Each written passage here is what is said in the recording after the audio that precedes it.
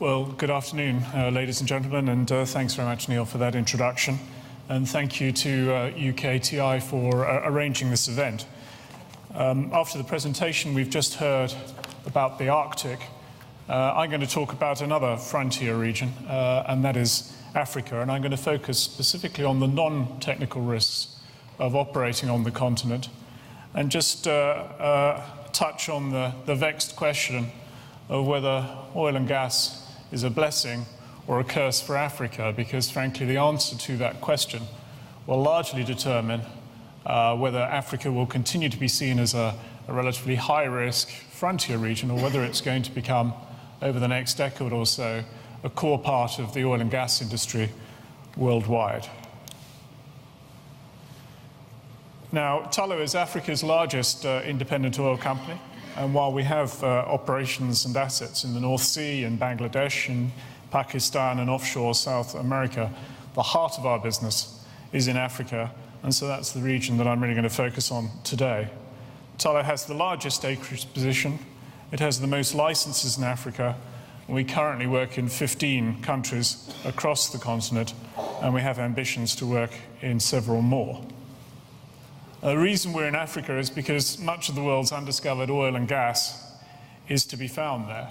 In exploration terms, Africa is a frontier region, just like the ultra-deep water or the Arctic, because it's significantly underexplored compared to the rest of the globe.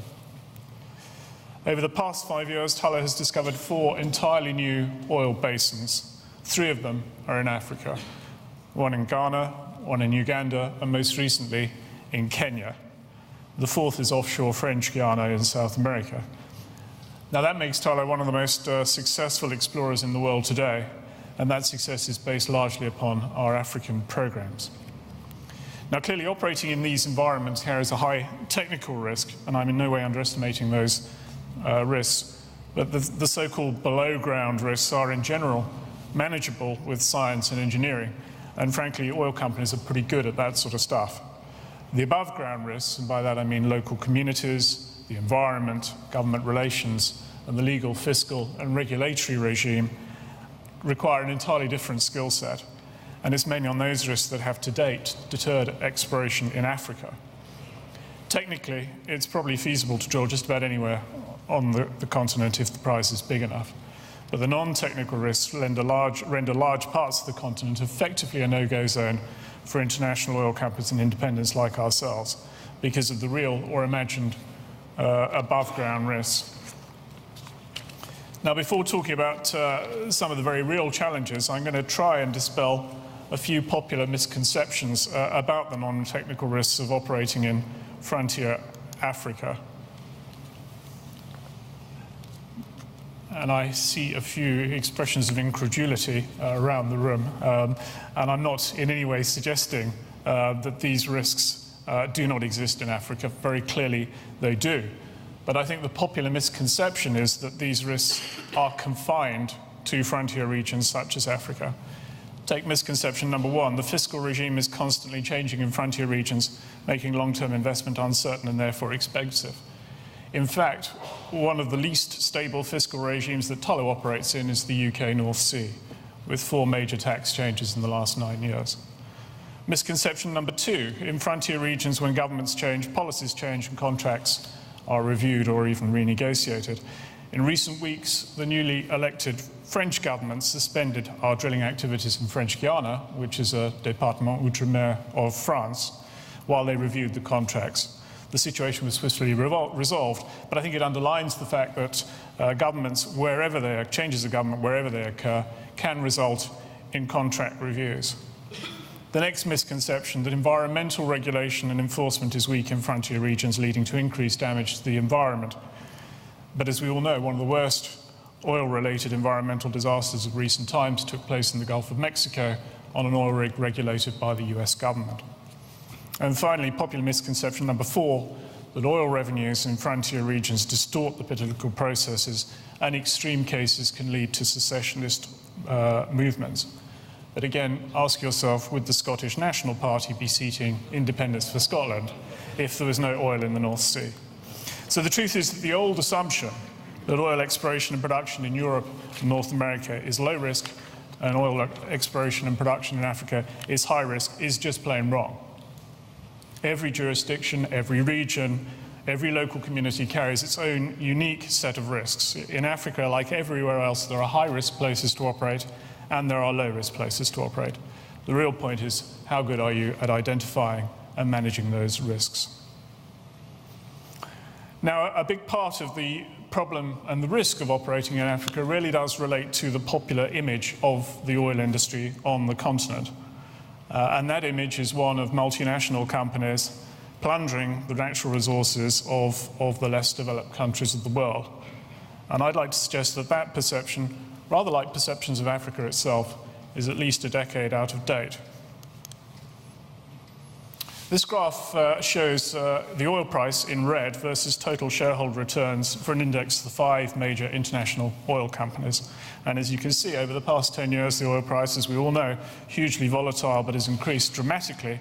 In comparison, total shareholder returns in the major international oil companies have actually increased much more modestly. So if oil companies have not been capturing that huge increase in revenues from booming commodity prices, then who has? Now, part of the answer is suppliers, and part of the answer is labour within the oil industry itself, who have negotiated higher prices for their goods and for their labour. But actually, the overwhelming winner in all of this are governments. And this slide attempts to show who gets what from a $100 barrel of African oil. And this particular barrel represents 3 fields located in 3 different African oil countries. Now, as you can see, the oil company's share, which is at the bottom of the barrel, probably appropriately, amounts to about 30%. And this includes, in some cases, the national oil companies as well as the international oil companies. And of course, most of this gets reinvested in further exploration and development. A very, very tiny proportion of that gets paid to shareholders in the form of dividends. Direct operating costs and capital costs on these particular fields represent around 10% each, and a good part of that would, of course, remain within the African country where the development is taking place. But as you can see, the biggest slice by far goes to the host government. Some 50% of revenue gets paid directly to the government in the form of royalties, profit oil, and corporate taxation. And just to be clear, that's 50% of revenue, not 50% of profits. In other words, overall, the government take is some 60 to 80% of revenues after costs. And the sheer scale of government revenues generated by major oil discoveries, particularly in a relatively poor region of the world like Africa, clearly has a distorting impact on the economy and the political processes of the host countries. And it's largely this factor, I think, which has led to Africa's reputation for being a high-risk environment. In Nigeria, for example, oil represents 90% of exports and provides well over 80% of government revenues. And ultimately, it is the decisions taken by government on how and where to invest in its oil revenue that determine whether oil is a blessing or a curse. And in large sections of the media, in academia, civil society, there is an implicit assumption, I think, that whereas oil can be a blessing in developed countries, it is unequivocally a curse in Africa. And whilst we absolutely acknowledge the mistakes that have been made in the past, at Tullow we absolutely reject that analysis. And we reject it mainly because Africans themselves are fed up with their natural resources being squandered by corrupt or ineffective politicians and companies. In Nigeria, for example, the government is making real efforts to remedy the mistakes of the past. And if we look at Ghana, where Tullow operates the Jubilee field, the management of the country's newfound oil wealth is absolutely the heart of the political debate in the run-up to this year's elections.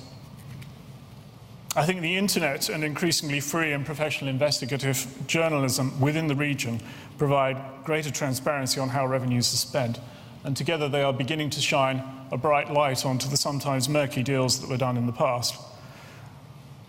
Paradoxically, the internet also provides an opportunity for the innocent to defend themselves when they're wrongly accused.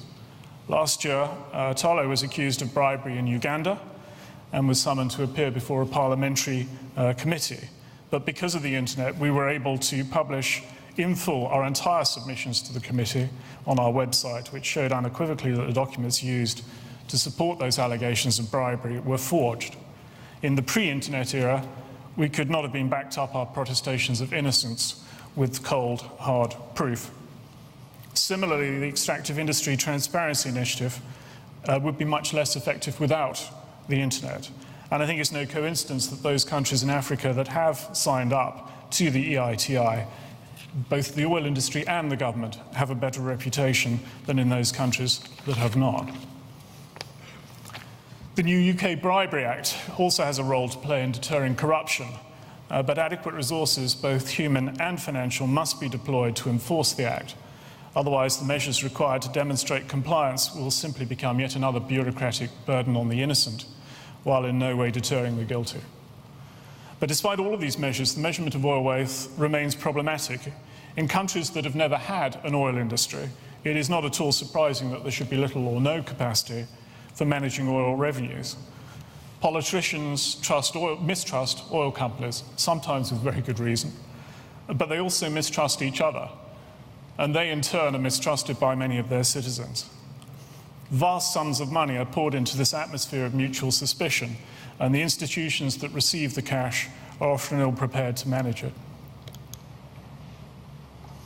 Tullow tries to address these risks in a variety of ways. At local level, we play an active role, investing heavily in education and training, localizing employment, creating linkages into the real economy by encouraging local enterprises to enter the supply chain, and in some cases providing basic community health care and education. But there are real dilemmas with some of these activities, because at the end of the day, Tullow clearly does not have the democratic mandate or the public accountability to act in a quasi-governmental role.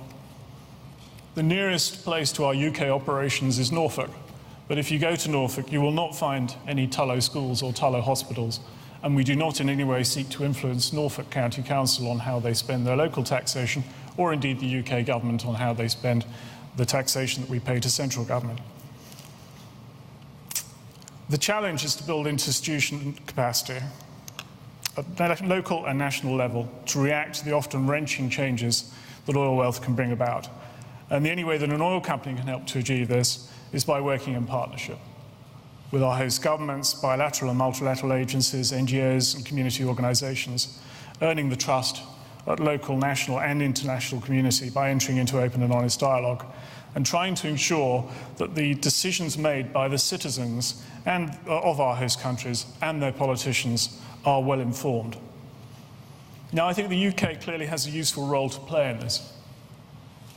Just as Britain has built up a highly successful international oil services industry on the back of experience gained in the North Sea, so there are real opportunities for the UK government to share its experience of managing oil wealth, particularly with emerging oil producers in Africa, many of whom are members of the Commonwealth and currently recipients of significant UK aid. We share a common language with large parts of the continent. The city has more experience raising finance for projects in Africa than any other financial centre. And many of Africa's biggest and most successful companies are listed here on the London Stock Exchange, not just in natural resources, but in sectors ranging from brewing to financial services. English law is still the most commonly used on the contractual arrangements that govern oil exploration and production and financing. We share a common time zone, and London has the best communications to many African cities of any other city outside the continent. And we're also home to a large, vibrant and well-educated African diaspora, including many students and professionals who aspire to work for companies that are investing in their home countries. Now, over time, no doubt Africa will develop its own financial and commercial hubs. But right now, London is the preeminent international centre for investment on the continent. And that is an opportunity that we should really seize. As a UK company, we are proud to be playing our part in developing Africa's oil industry, working in partnership with our host governments and others to try to ensure that oil is a blessing and not a curse. We remain convinced that oil wealth, properly managed, can break the cycle of poverty, kickstart a country on the path to sustainable economic growth, and create an environment in which business can flourish. Thank you all very much.